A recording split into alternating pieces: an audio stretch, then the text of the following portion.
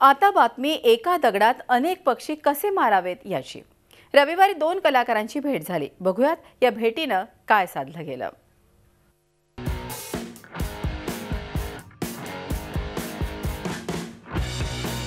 शाहरुखला कधी कुठला डाव टाकायचा ते चांगलंच कळतं। कृष्णकुंजवर 2 कलाकारांची भेट झाली।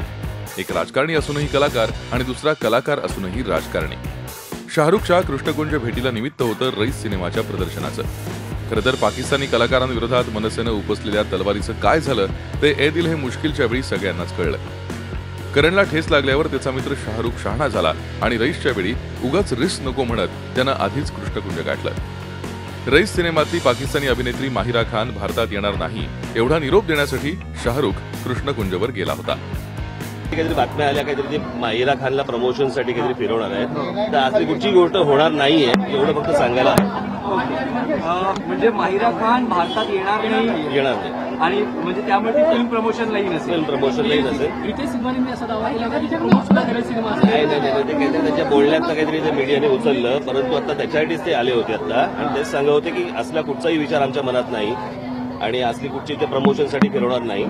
या जोपर्यंत या 2 देशांमधले संबंध सुधारत नाहीत तोपर्यंत आमचा कुठचाही विचार नाही आणि आम्हाला असली गोष्ट करायची पण नाही आणि याच्या पुढे आम्ही कोणाला घेणार पण नाही। बॉलिवूडमधल्या खान त्रिकुटापैकी प्रत्येकासाठी राज ठाकरेंच्या मनात हळवा कोपरा आहे। मनसेच्या मराठी भाषेच्या आंदोलनात शाहरुखनं राज ठाकरेंची बाजू घेतली होती, तर वानखेडेवर शाहरुखला बंदी घालताच राज ठाकरे त्याच्या बाजूनं उभे राहिले होते। आता रईसला ए दिल है मुश्किल म्हणण्याची वेळ येणार नाही याची पुरेपूर काळजी दोघांनी घेतली।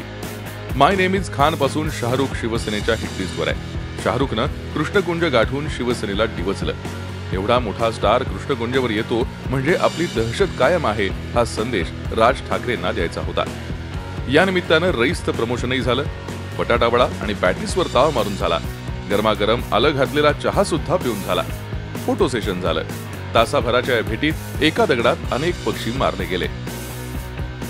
इस हवा में व्यापार है साहब। शाहरुखच्या रईस या सिनेमातलाच हा डायलॉग तो जाता जाता सहज आठवला। दिनेश दुखंडे, झी मीडिया, मुंबई।